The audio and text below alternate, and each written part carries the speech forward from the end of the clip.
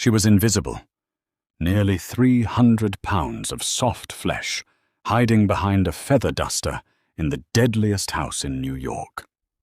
When the city's most ruthless mob boss caught her crying, he didn't pull his gun. He pulled her close. This is the story of Rachel and Dominic. To survive in the sprawling, $80 million estate in Southampton, Rachel Higgins had mastered the art of being invisible.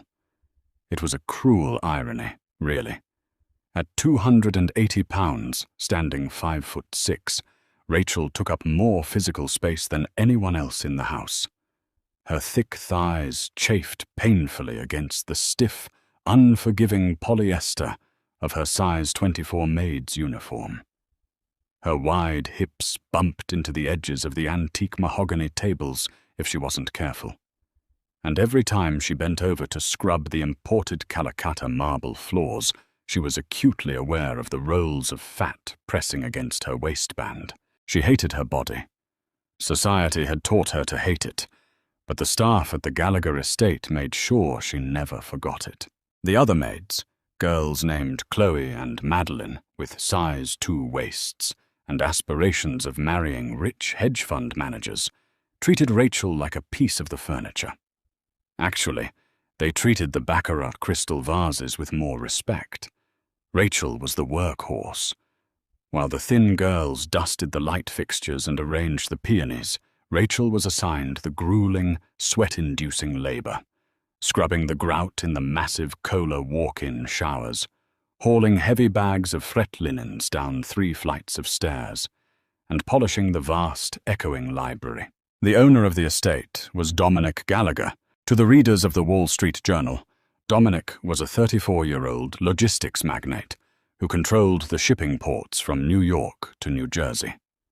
To the people inside the house, he was the boss. A capo. A man whose bespoke Tom Ford suits occasionally came home smelling of cordite, expensive scotch, and copper. Dominic was a phantom of terrifying power, a man with cold, storm-grey eyes and a jawline carved from granite. He was ruthless, calculating, and completely untouchable. Rachel made it a point to never be in the same room as him. She knew her place. Men like Dominic Gallagher, men who dated Russian supermodels and dined with senators at Le Bernardin, did not look at girls like Rachel. If they did, it was only with disgust. But one rainy Tuesday afternoon, Rachel's invisible world shattered. Dominic had returned home unannounced. A deal at the docks had gone wrong, and the entire estate was on edge. The air in the mansion felt heavy, thick with the unspoken threat of violence. Rachel was in the private library, standing precariously on the 3rd rung of a heavy wooden rolling ladder. She was desperately trying to reach a speck of dust on the top shelf where Dominic kept his first edition Hemingway collection. Her breath was ragged, sweat beading on her forehead and collecting in the deep creases of her neck. Her calves ached under her weight. Suddenly, the heavy oak doors of the library slammed open. Rachel jumped. Her worn, cheap rubber-soled shoe slipped off the polished mahogany rung. A terrified gasp escaped her lips as 280 pounds of weight tipped backward into thin air. She squeezed her eyes shut, bracing for the agonizing crunch of her bones hitting the hardwood floor. It never came. Instead, she hit a solid wall of muscle wrapped in fine Italian wool. 2 massive, calloused hands gripped her thick waist with bruising force, arresting her fall instantly. Rachel's heart hammered against her ribs like a trapped bird.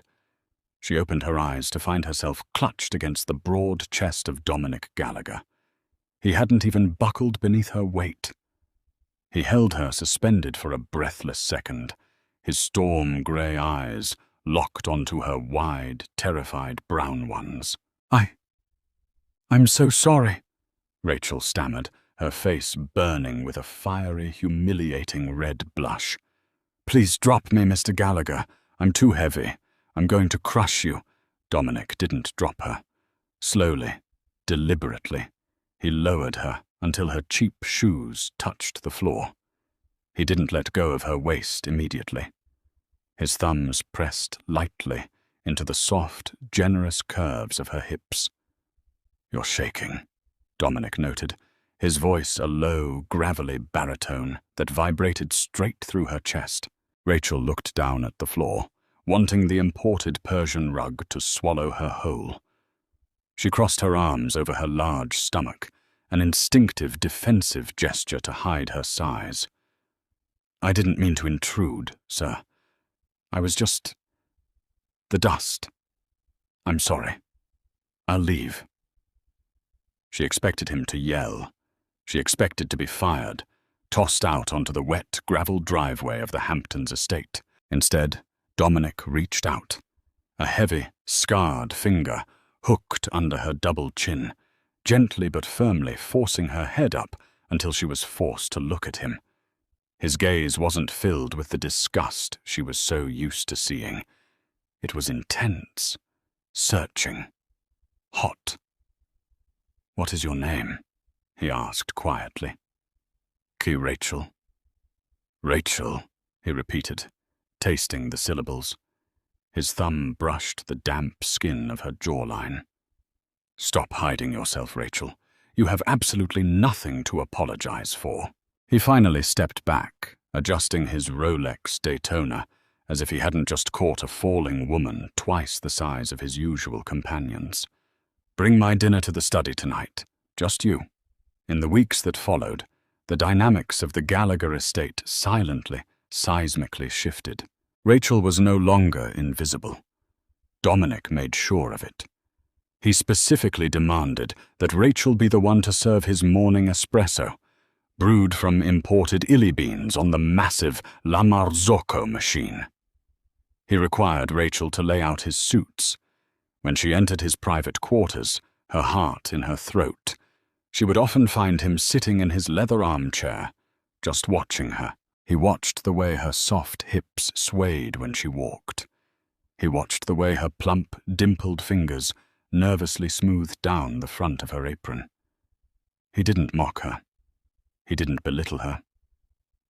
But the intense, predatory weight of his stare made Rachel feel naked. The other maids whispered, "Why is the Don asking for the fat girl?" Chloe sneered in the kitchen. "He's probably making her test his food for poison." It's not like she'd mind the extra calories. Rachel heard it all. The cruel jabs reinforced the impenetrable wall of insecurities she had built around her heart. Dominic Gallagher couldn't possibly desire her. It was a power trip, a sick game. He was a Mafia boss. Manipulating people was what he did. The tension finally snapped the night of the sit-down dinner with the Rossi family.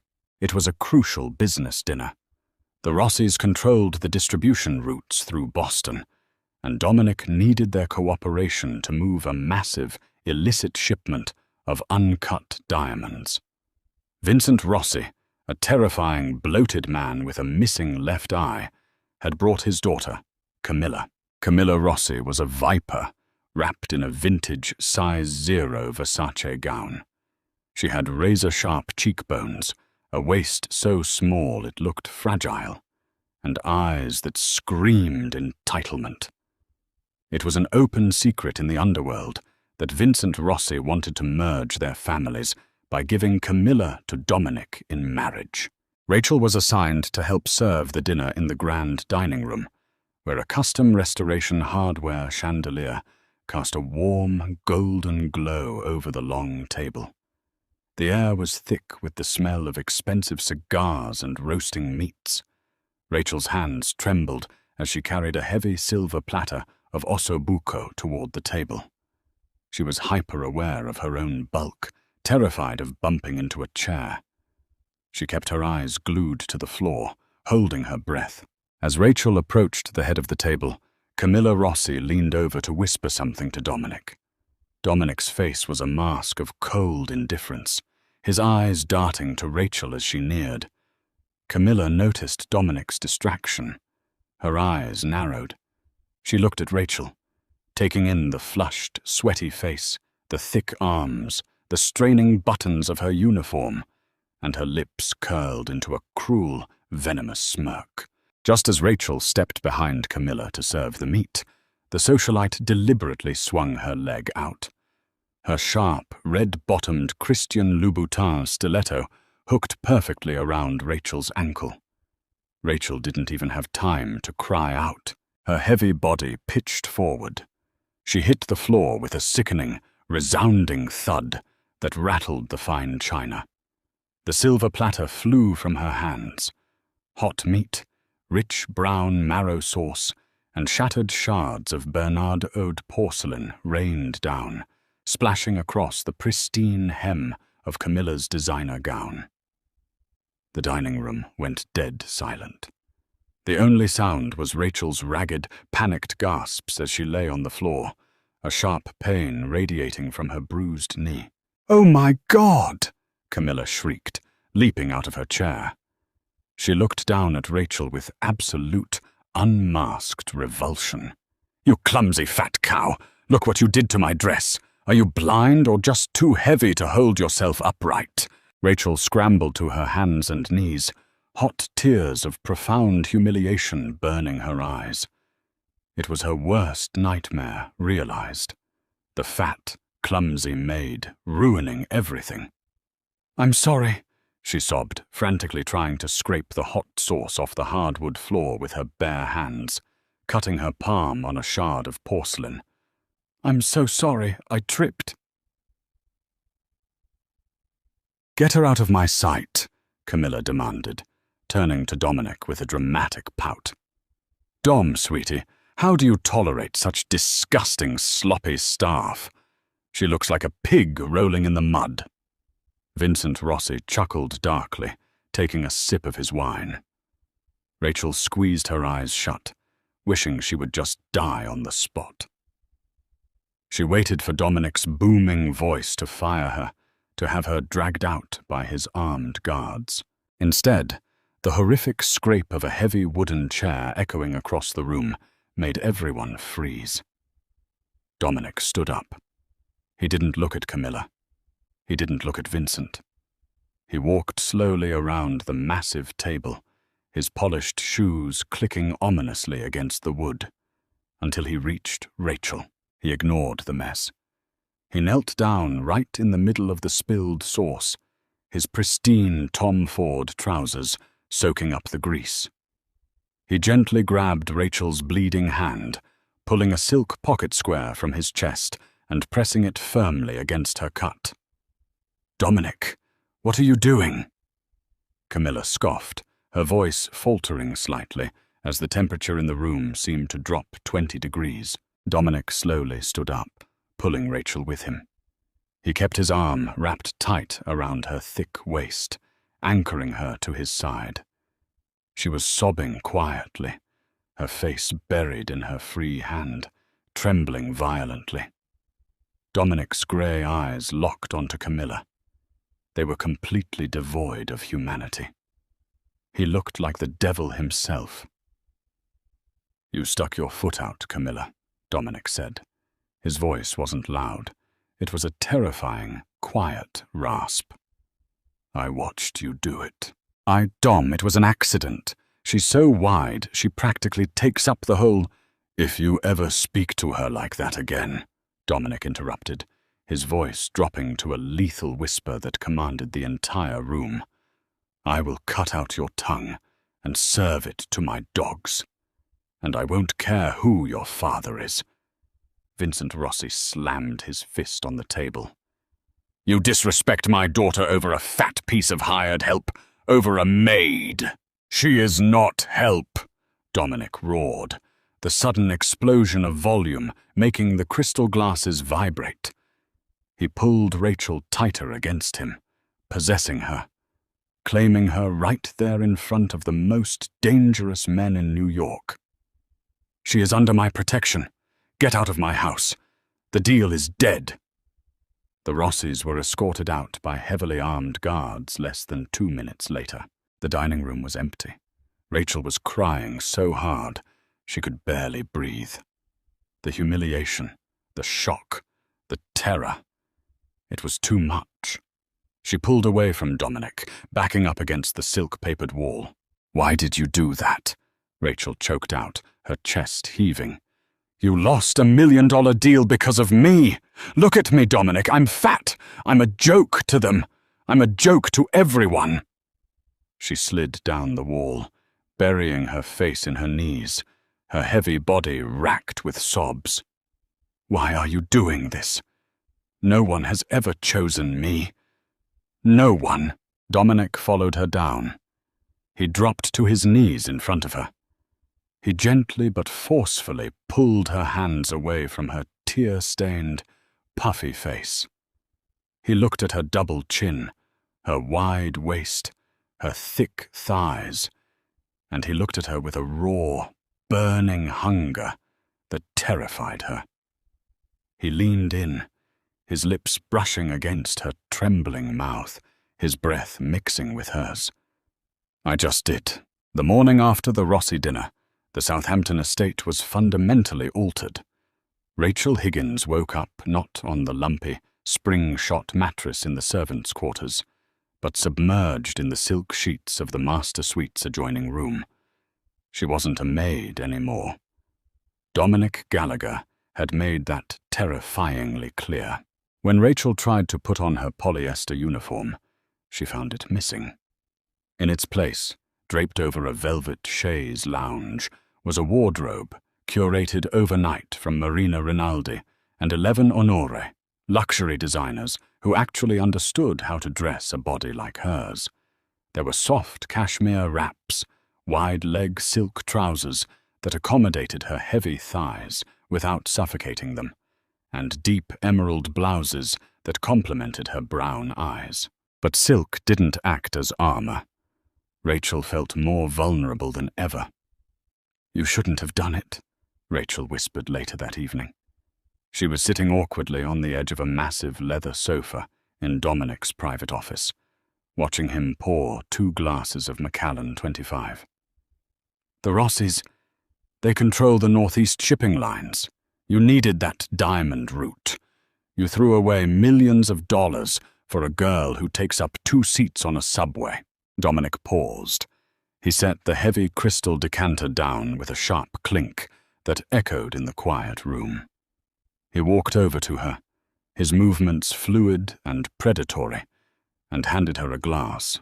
"My wealth is insulated by hedge funds in the Caymans and real estate in Manhattan.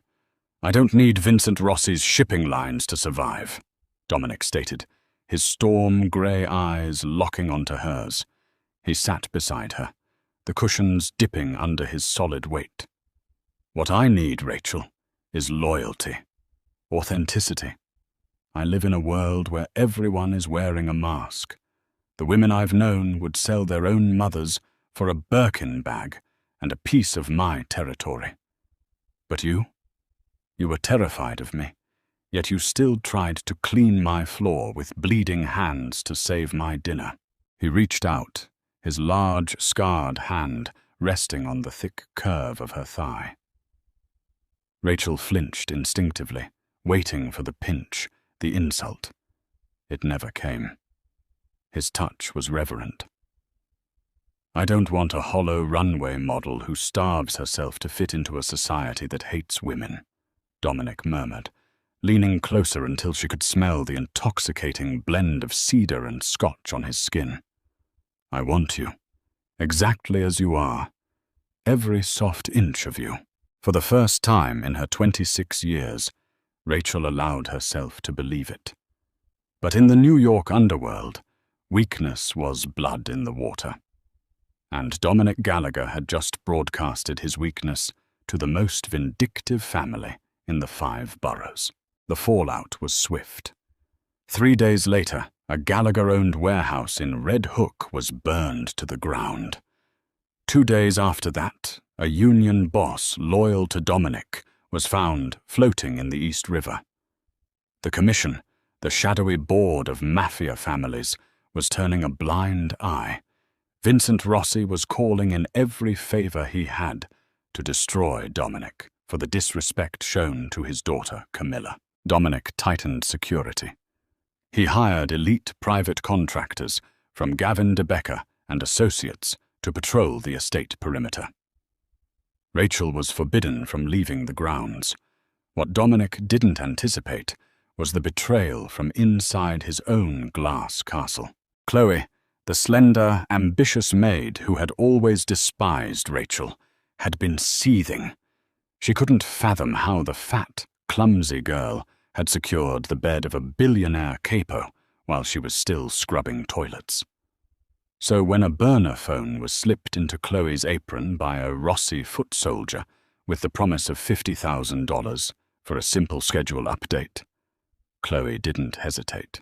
On a rainy Thursday morning, Rachel had a mandatory follow-up appointment at Mount Sinai Hospital in Manhattan.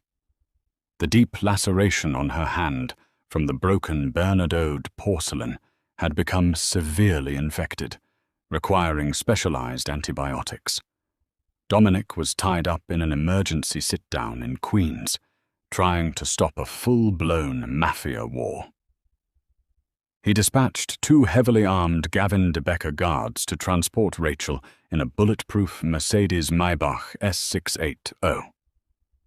Chloe texted the route to the Rossis. The ambush happened on the FDR Drive, right under the shadow of the Williamsburg Bridge. A stolen garbage truck slammed into the side of the Maybach, crushing the reinforced doors and spinning the 2.5-ton luxury vehicle into the concrete median. The sound of crunching metal was deafening. Rachel was thrown against her seatbelt, her heavy body jarring violently. Before the ringing in her ears could fade, the windows were blown out by automatic gunfire. The 2 security contractors, highly trained ex-military men, fought back, but they were vastly outnumbered. Within 90 seconds, they were dead. The twisted metal door was wrenched open. Rough hands grabbed Rachel by her thick arms, dragging her heavy, sobbing frame out of the wreckage and into a waiting black SUV. "Well, well," a cold, familiar voice purred from the front seat as a black hood was yanked violently over Rachel's head. It was Camilla Rossi. "Let's see how much your beloved Don is willing to pay to get his fat pig back." Rachel was tied to a rusted metal chair in a damp, freezing meat-packing facility in Hunts Point, the Bronx. The scent of old blood and ammonia burned her nostrils. The thick nylon ropes dug painfully into the soft flesh of her wrists and waist, cutting off her circulation. Camilla Rossi slowly circled her, clicking her heels on the stained concrete. She held a cold, silver beretta in her manicured hand. Vincent Rossi stood in the corner, smoking a cigar, surrounded by 6 heavily armed men. "It's truly pathetic," Camilla sneered, stopping in front of Rachel and tapping the cold barrel of the gun against Rachel's double chin. "I expected Dominic to have a secret weakness, a hidden child, a gambling debt. Not a morbidly obese maid who can't even push herself away from the dinner table." Rachel kept her eyes on the floor. Her heart was hammering a frantic, terrifying rhythm against her ribs. She knew she was going to die here. "He's not going to come for you," Camilla taunted, grabbing a fistful of Rachel's hair and yanking her head back. Rachel gasped in pain. "My father sent him our terms. He surrenders the Brooklyn ports, he pays a $10 million tax to the commission, and he steps down as capo. Do you really think a man like Dominic Gallagher is going to give up his empire for you? Look at yourself. You're a joke." Tears spilled over Rachel's cheeks, hot and bitter. Her lifelong insecurities, the cruel voices that had haunted her since childhood, screamed in her mind. Camilla was right. Dominic wouldn't give up his life's work for a girl who hated her own reflection. It had just been a fantasy, a temporary indulgence. You're right, Rachel sobbed quietly, her shoulders shaking under her weight. I'm nothing. So just kill me and get it over with. Oh, I will, Camilla smiled viciously. Right after Dominic calls to tell us he's abandoning you. The heavy iron door at the far end of the facility suddenly exploded inward, ripped off its hinges by a breach charge. The shockwave knocked Camilla off her feet. Before the Rossi men could even raise their weapons, the warehouse was plunged into absolute darkness as the main power was cut. The deafening staccato roar of suppressed automatic gunfire echoed off the concrete walls. Muzzle flashes illuminated brief, terrifying glimpses of the carnage. Rossi men dropping to the floor, blood spraying against the hanging meat hooks. It wasn't a negotiation. It was an extermination. In less than 40 seconds, the gunfire ceased. The emergency backup lights flickered on, casting a dim, sickly yellow glow over the room. Vincent Rossi lay dead on the floor, his chest torn apart. His 6 men were piled around him, lifeless. Standing in the center of the slaughter was Dominic Gallagher. He was wearing a dark, tactical vest over his dress shirt. His face was splattered with blood, his storm-gray eyes practically glowing with a homicidal rage that made Rachel's breath hitch. He held a smoking assault rifle in his right hand. Camilla was huddled on the floor, screaming hysterically, pressing her back against a concrete pillar. Dominic didn't even look at the heiress. He dropped his rifle and crossed the room in 3 massive strides, falling to his knees in front of Rachel. He pulled a combat knife from his belt and sliced through the thick nylon ropes binding her wrists and waist. "Rachel," he breathed, his voice cracking. He dropped the knife and pulled her heavy, trembling body against his chest, burying his face in her neck. "Are you hurt? Did they touch you?" "You came," she sobbed, burying her face in his tactical vest, her tears mixing with the blood on his clothes. "You gave up the ports. You gave up everything for me." "I'd burn the whole city to ash before I let them take you," Dominic growled fiercely, his large hands gripping the soft curves of her waist as if he was afraid she would evaporate. Dominic, please!" Camilla shrieked from the floor, crawling toward them on her hands and knees. Her designer clothes were soaked in her father's blood. "I'm sorry. It was my father's idea. Please don't kill me. You can't ruin your life over a fat, ugly servant." Dominic slowly released Rachel. He stood up, towering over Camilla like a god of death. He pulled a sleek black handgun from his thigh holster. "She is not a servant," Dominic said, his voice dropping to a terrifying dead calm. "She is my empire, and you are a pest." Bang! Rachel squeezed her eyes shut as the gunshot rang out. When she opened them, Camilla lay still. Dominic holstered his weapon. He turned back to Rachel, the murderous rage instantly vanishing from his eyes, replaced by a devastating, all-consuming tenderness. He didn't ask her to stand. He didn't expect her to walk out on her trembling legs. Instead, Dominic Gallagher, the deadliest capo in New York, slid his thick arms under her back and beneath her heavy thighs. With a grunt of exertion, he lifted her entire 280-pound frame off the chair, cradling her against his chest like she was made of glass. "Dominic, I'm too heavy," Rachel protested weakly, blushing furiously as she clung to his broad shoulders. "You are perfect," he corrected her, holding her securely as he stepped over the bodies of his enemies and carried her out of the freezing warehouse toward the flashing red and blue lights of his arriving convoy. "And you are finally coming home." 6 months later, Rachel stood in front of a massive gilded mirror in the Southampton estate. She wasn't wearing a polyester maid's uniform.